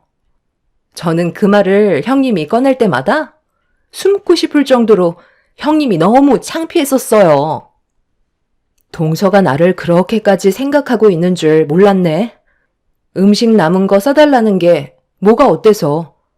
내 돈 내고 내가 사 먹은 건데 버리는 건 너무 아깝잖아? 그게 잘못된 거야? 그때 동서가 나한테 뭐라고 그랬어? 정말 알뜰하다며 본받고 싶다고 하지 않았어? 그런데 그 모든 것들이 전부 가식이었던 거야? 그리고 동서가 그동안 나를 어떻게 생각했는지 모르겠지만 나 그렇게 못 사는 형편 아니야. 가족들끼리 레스토랑에 와서 외식할 수 있을 정도의 능력은 충분하다고. 카드는 받을 생각 없으니까 넣어두고 앞으로 시부모님께 어떻게 할 건지 그거나 생각해. 관계 회복이 우선 아니겠어? 그럼 우리 대화 끝난 거지? 오늘도 온갖 착한 척은 형님 혼자 다 하네요. 꼴랑 연봉 3천 가지고 제 앞에서 큰 소리 치는 거예요? 번데기 앞에 주름 잡는 것도 아니고 그 정도 돈은 누워서도 번다고요. 정말 가짠지도 않아서. 동서는 착한 척하는 제가 꼴보기 싫다며 들고 있던 카드를 면전에 던지면서 얼굴에 맞게 되었어요. 손이 사람으로서 항상 좋은 모습만 보이려 노력했고 그동안 동서에게 많은 도움이 되어주려 노력을 했었는데 동서는 그런 저를 항상 아니꼽게 생각하고 있었다는 거에 너무 큰 실망을 하고 말았습니다. 저는 결국 참아왔던 분노를 터뜨리게 되면서 동서의 코를 납작하게 만들어버리게 되었네요.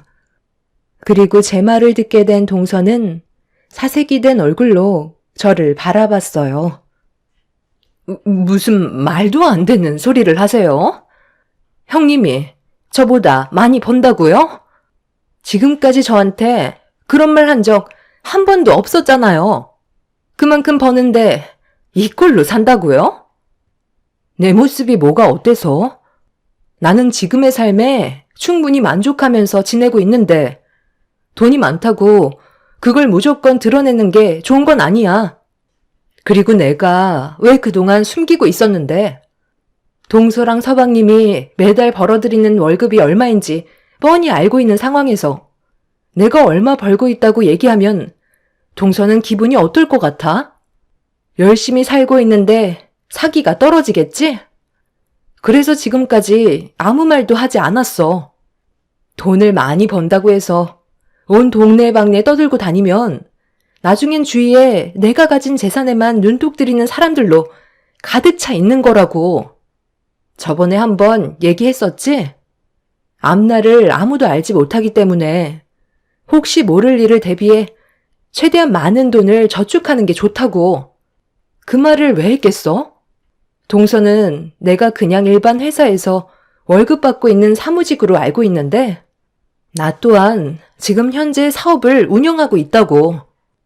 그런데 과거에 크게 한번 미끄러지면서 사업에 지장이 생겼고 꽤 큰 손실을 입게 되면서 적자를 면하지 못했었어. 그런데 내 수중에 돈이 많이 부족하다는 걸 알게 되면서 사업하면서 벌어왔던 돈들을 아끼지 않고 썼던 시간들이 너무 후회가 되더라고. 그때 내가 한 푼이라도 더 모아두었다면 사업을 운영하는데 도움이 많이 됐었겠지. 내가 먼저 걸어왔던 길이었기 때문에 동수한테 조언을 해줬던 거고 내 말에 귀 기울여 줄 거라 믿고 있었어. 하지만 단 한 번도 내 말은 들어주려 하지 않고 오히려 잔소리로 생각하는데 무슨 말을 더 하겠어? 동서가 지금 버는 돈이 많다고 생각하는데 절대 많은 돈이 아니고 그 돈은 동서 옆에 평생 머물러 있지 않아. 언젠가 잘못될 수도 있는 거고 그때 돼선 지금 이런 사치들이 후회로 돌아오게 될 거라고. 나는 오늘 이 시간 이후로 동수한테 어떠한 일이 찾아와 도움이 필요하게 된다 해도 절대로 도움 주는 일은 없을 거니까 그 잘난 맛에 사는 인생 멋지게 한번 살아봐. 자기보다 돈을 많이 벌고 있다는 걸 믿지 않는 동서한테 지갑에서 그달의 정산 급여 명세서를 보여주며 동서의 얼굴에 던져 버렸네요. 믿을 수 없다는 표정으로 바닥에 떨어져 있던 명세서를 주워들어 몇 번이나 확인을 하더니 동서는 시동생과 레스토랑을 급하게 빠져나갔습니다. 그 장면을 보게 된 남편이 어떻게 된 거냐고 물어보길래 저와 동서가 주고받았던 대화에 대해 알려주게 되었네요. 제가 동서보다 많은 돈을 벌고 있다는 걸 알게 됐다는 사실 때문에 상황이 안 좋게 흘러가게 될까봐 걱정을 하고 있었어요. 그동안 동서 내외에게 숨기며 살아왔었기 때문에 자신들한테 거짓된 행동을 보였다는 거에 기분이 나빴을 거라는 남편의 말이 걱정이 되긴 했었죠. 저는 꽤 오래전부터 카페 사업을 운영하고 있었는데요. 동서내외한테 비밀을 유지했던 건 저희와 동서내외가 계속 비교가 될까봐 조심스러웠던 것뿐이고 알려봤자 좋을 거 없을 것 같아 그동안 카페를 운영한다는 걸 알리지 않았습니다. 관광 명소 근처에 카페가 입점돼 있어서 평일 주말 할 것 없이 꽤 많은 손님들이 찾아주시는데 연 1억 정도의 순수익을 올리고 있는 상황이었죠. 그날 이후 동서내외는 저희들 앞에 나타나지 않았고 시댁에도 오지 않고 있었어요. 전화를 할까도 했었지만 괜히 서로 상처되는 말들을 주고받게 될까봐 조심스러운 부분들이 있었습니다. 어떤 계획을 세우고 있는지 전혀 알지 못하는 상황이라 신경이 쓰였는데 어느 날 시댁에서 시부모님과 시간을 보내고 있을 때 한동안 모습을 나타내지 않았던 동서내외가 시댁으로 들어왔어요. 연락 한 통 없이 오게 된 상황이라 시부모님도 그렇고 저희도 많이 당황스러웠는데 둘 다 얼굴이 반쪽이 되어 있는 상태였네요. 너희들 2번 다시 오지 않을 것처럼 하고 나가더니만 갑자기 찾아온 이유가 뭐니? 안색은 왜 이렇게 안 좋은 거야? 무슨 일이라도 생긴 거야? 어머님, 저 앞으로 어떻게 살아가면 좋을지 도저히 모르겠어요. 그동안 앞만 보며 열심히 살아온 것밖엔 없었는데 저희 사업이 망하게 생겼다고요. 아니, 그게 무슨 말이냐? 사업이 망하게 생겼다니? 여태까지 잘 되고 있었잖아. 언제부터였는데? 일이라는 건 안 풀릴 때도 있겠지만 크게 문제만 없다면 다시 제자리로 돌아올 수 있는 거 아니니? 너희들이 경험이 적어서 지금 많이 당황스러워하고 있는 것 같은데 이럴 때일수록 침착하게 해결해야지. 이게 다 형님 때문이에요. 저보다 잘 나간다는 그 한마디에 저는 더 많은 돈을 벌려고 무리하게 대출을 받은 다음 투자를 했는데 저희 돈을 들고 잠적해버려서 지금 사기치고 도망간 그 사람들 잡지 못한 상황이에요. 엎친 데 덮친 격이라고. 사업에까지 지장이 생기게 되면서 직원들 월급에까지 구멍이 나게 되자 하나둘 떠나버리면서 지금은 사업 운영이 중지가 되어 버렸어요. 형님이 저한테 급여 명세서만 보여주지 않았다면 이렇게까지 안 좋은 상황은 오지 않았을 거라고요. 형님을 뛰어넘으려다가 이 사달이 난 거잖아요. 그러니 책임지세요. 저희가 받은 피해에 대해 전부 보상을 해주셔야 되겠어요. 뭐라고? 동서가 잘못된 판단으로 저지른 일들인데 그걸 왜 내 탓으로 돌려? 동서가 결정해서 움직인 거고 나한테 단 한 번이라도 상의한 적 있었어? 사업 확장을 위해 투자를 결정했다면 나한테 한 번이라도 물어볼 수 있는 거 아니었어? 동서는 내가 벌어들이는 돈에 눈이 멀어 앞뒤 안 가리고 행동해서 얻은 결과를 나한테 뒤집어 씌우려는 거야? 너무 어이가 없어서 지금 무슨 말을 해야 할지도 모르겠다. 어머님, 저희 먼저 들어가 볼게요. 동서 얼굴 보고 싶지 않네요. 형님, 정말 죄송해요. 제가 그동안 잘못된 길을 걸어온 것 같아요. 아시잖아요. 저 힘들게 이 자리까지 올라왔어요. 그런데 여기에서 무너져 버린다면 제가 가진 모든 것들을 포기해야 되는 건데 다시 예전으로 돌아가고 싶지 않다고요. 한 번만 도와주세요. 형님은 저를 충분히 도와주실 수 있는 능력이 되시잖아요. 제가 가진 외제차 명품들 전부 다 포기할 수 없어요. 큰 집에서 살다가 다시 작은 집으로 돌아갈 수 없는 것처럼 지금의 삶을 잃게 된다면 저는 더 이상 살아갈 수 없게 되는 거라고요. 그러니 도와주세요. 제가 이렇게 무릎 꿇을게요. 지금 저한테는 자존심이고 뭐고 아무것도 남아있지 않아요. 돈이 없다면 저는 없는 거라고요. 형님이 도와주지 않는다면 제 인생은 여기서 끝이에요. 앞으로 제가 잘할 테니까 딱 한 번만 기회를 주세요. 그렇게 해주실 거죠? 동서는 과거의 삶으로 다시 돌아가고 싶지 않다며 저에게 손을 벌렸지만 옆에서 지켜보던 남편이 강하게 거부 의사를 밝혔어요. 시부모님한테도 그렇고 저희 부부한테 했던 행동들이 너무 큰 상처로 다가왔었기 때문에 그렇게 동서의 부탁을 들어주는데 많은 갈등을 하던 그때 시부께서 저에게 도와주지 말라며 한숨 돌리는 상황이 생겼을 때 또다시 가족을 무시하는 그런 모습이 나타나게 될 거라며 강하게 거부를 하셨습니다. 시모도 시부의 말을 따르는 게 좋을 것 같다면서 괜히 우리한테까지 지장이 생길까봐 동서내외를 도와주지 않는 게 좋을 것 같다는 의견을 내세우셨어요. 가족 모두가 한마음 한뜻이 되어버리자 눈물을 흘리던 동서가 표정이 확 바뀌었네요. 내가 뭘 얼마나 잘못했다고 도와주지 않겠다는 건데요? 가족이면 실수도 눈 감아줄 수 있는 거 아니에요? 돈 자랑 좀 하고 버는 만큼 쓴 게 그렇게 잘못된 거예요? 누가 이런 일이 올 줄 알았겠어요? 저도 미리 알았더라면 무리하게 대출까지 받으면서 사치 부리지 않았겠죠. 지금 사업이 무너지면 저희는 빚에 허덕이는 삶을 또다시 살아야 하기 때문에 구질구질한 인생으로 다시 돌아가고 싶지 않다고요.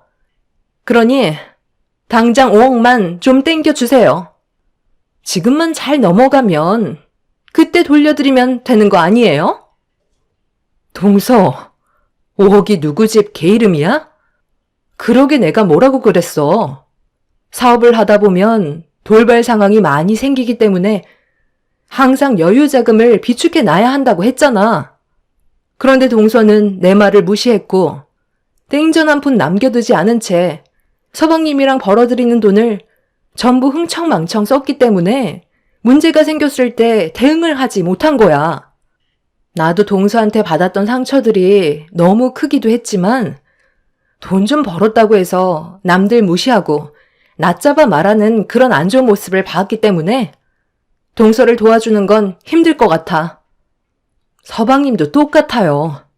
옆에서 문제가 있다는 걸 알면서도 눈 감아주고 오히려 편을 들어줬잖아요.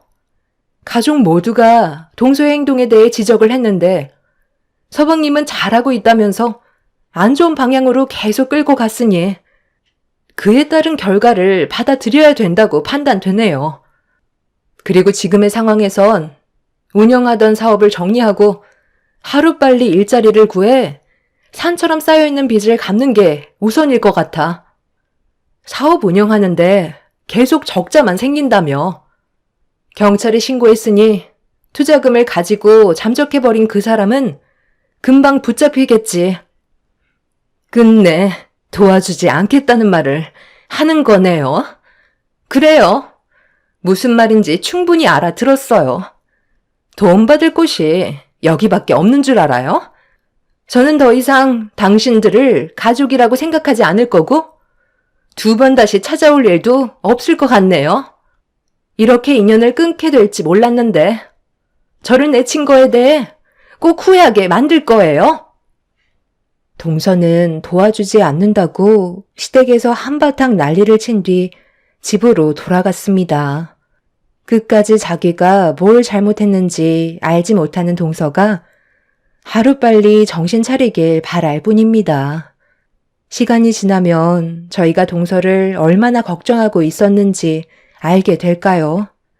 그날 이후 동서가 운영하던 사업은 무너지게 되었고 지금 현재 그동안 사치 부리며 즐기면서 쌓여왔던 대출빚을 갚고 있는 중이라고 하네요. 잘 나갈 때 초심을 잃지 말라고 하잖아요. 동서는 자기가 운영했던 사업이 평생 잘 될 거라 생각했겠지만 결국 모든 걸 잃게 되었고 오히려 없이 살았을 때보다 더 많은 빚에 쪼들려 허덕이며 살아가고 있네요. 시부모님께서는 한두 번 도와주면 한도 끝도 없다며 자신들이 알아서 하게 절대 도와주지 말라고 못을 박으셨어요. 남편도 시동생 행동에 대해 질려버렸는지 도와줄 필요 없다면서 확실하게 선을 그은 상태입니다. 아무리 돈이 많다 해도 남들 앞에서 자랑하며 오만한 행동을 하는 건 잘못됐다고 생각해요. 오히려 자신의 재력을 과시하지 않고 소박하게 사는 게 더 행복한 삶을 꾸려갈 수 있는 것 같습니다. 그래야 제대로 된 사람들을 만날 수 있는 것 같아요.